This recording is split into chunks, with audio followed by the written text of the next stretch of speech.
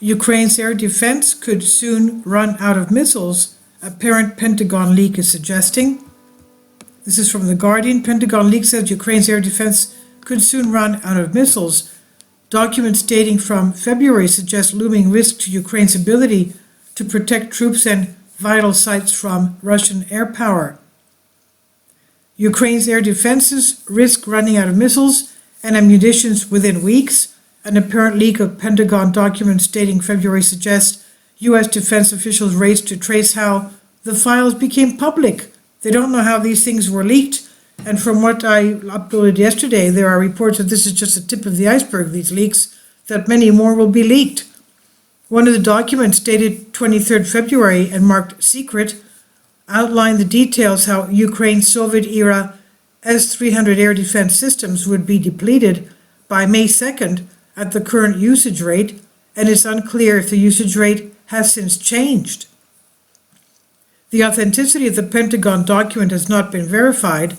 In a statement on Sunday, the Pentagon said it was reviewing the validity of the photographed documents that, quote, appear to contain sensitive and highly classified material. Ukraine's book Air Defense Systems, which it relies on along with the S-300 to protest vital sites from Russian air power, could run into trouble by mid-April, the New York Times reports, and air defenses protecting troops on the front line could be completely reduced by 23rd of May. Russian fighter jets and bombers gaining more opportunity to go against Ukrainian forces could prove a major challenge for Kiev, the Times reports, citing senior military officials. Documents seemingly leaked from Pentagon draw denials from U.S. allies. Colonel Yuri Ignat, spokesman for the Ukrainian Air Force, did not comment specifically on the information contained in the documents, but told Wall Street Journal that Ukraine faces serious challenges in finding the Soviet-designed ammunition for its crucial S-300 and Buk batteries. In other words, they won't be able to find any more ammunition for them. He said, if we lose the battle for the skies, the consequences for Ukraine will be very serious. This is not the time to procrastinate, he said, urging Western allies to speed up their assistance. The apparent leaking of these large cache of classified Pentagon documents may have been from a U.S. source, some U.S. officials believe. The focus now is on this being a U.S. leak, as many of the documents were only in U.S. hands. This is what Michael Mulroy, a former senior Pentagon official, told Reuters in an interview. Officials say the breadth of the topics addressed in the documents, which touch on the war in Ukraine, China, and the Middle East and Africa, suggest they may have been leaked by an American rather than an ally. U.S. officials said the investigation was in its early stages and those running it had not ruled out the possibility that pro-Russian elements were behind the leak, which is seen as one of the most serious security breaches since more than 700,000 documents, videos, and diplomatic cables appeared on WikiLeaks' website back in 2013. The Russian embassy in Washington and the Kremlin did not respond to requests for comment.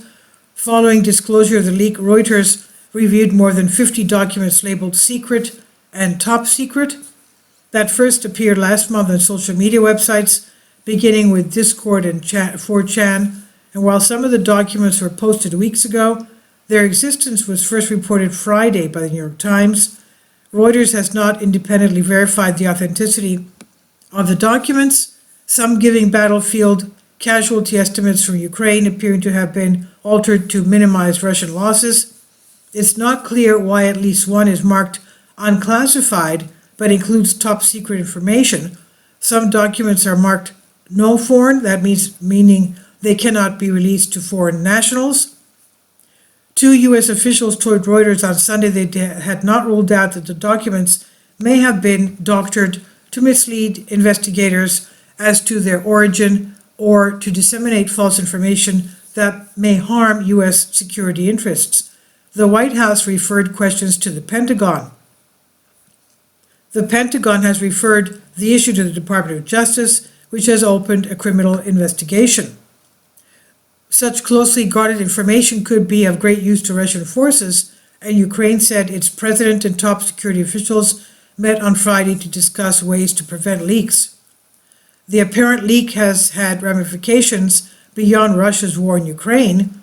Another document marked top secret and from a CIA intel update from March 1st says the Mossad intelligence agency was encouraging protests against Israeli Prime Minister Benjamin Netanyahu's plans to tighten controls on the Supreme Court. On Sunday, Netanyahu's office said the Mossad and its serving senior personnel have not engaged in the issue of the demonstrations at all and are dedicated to the value of service to the state that has guided the Mossad since its founding. While the Mossad's purpose is not defined by law, the spy agency is not meant to wade into domestic political matters. On Monday, South Korea's main opposition party urged the government to verify the Pentagon documents, which include claims that the U.S. attempted to eavesdrop on senior officials in Seoul over arms sales. The floor leader of the Democratic Party, Park Hoon-kyun, made the demand after reports that CIA operatives had been monitoring the internal discussion about concerns that artillery shells that South Korea planned to sell to the U.S. could ultimately end up in Ukraine, according to the Yonhap news agency. South Korea has backed international sanctions against Russia and provided non-lethal aid to Kiev, but has stopped short of sending weapons.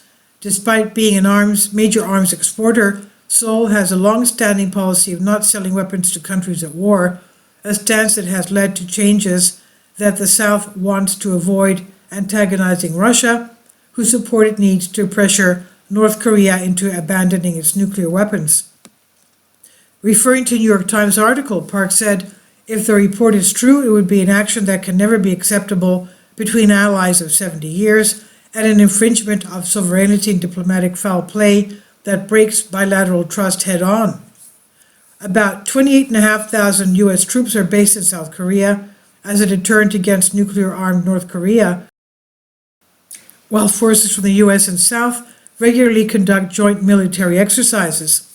Park asked the South Korean National Assembly to convene meetings of its Foreign Affairs, Intelligence, and Defense Committees to look into the unverified claims, adding that Washington should issue a polite apology, quote-unquote, if they were found to be true, Yonhap said. The Pentagon has not addressed the contents of any specific documents, including the apparent surveillance of allies. Two U.S. officials speaking on condition of anonymity said the military and intelligence agencies were looking at their processes for how widely some of the intelligence is shared internally.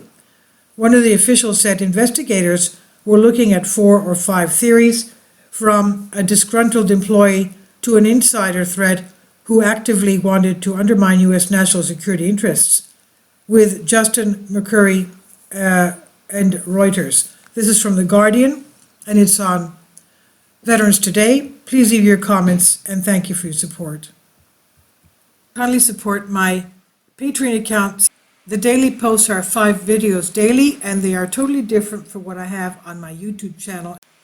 Thank you so much for your support and that you find all my content so interesting. You'll find the Patreon account details in the description box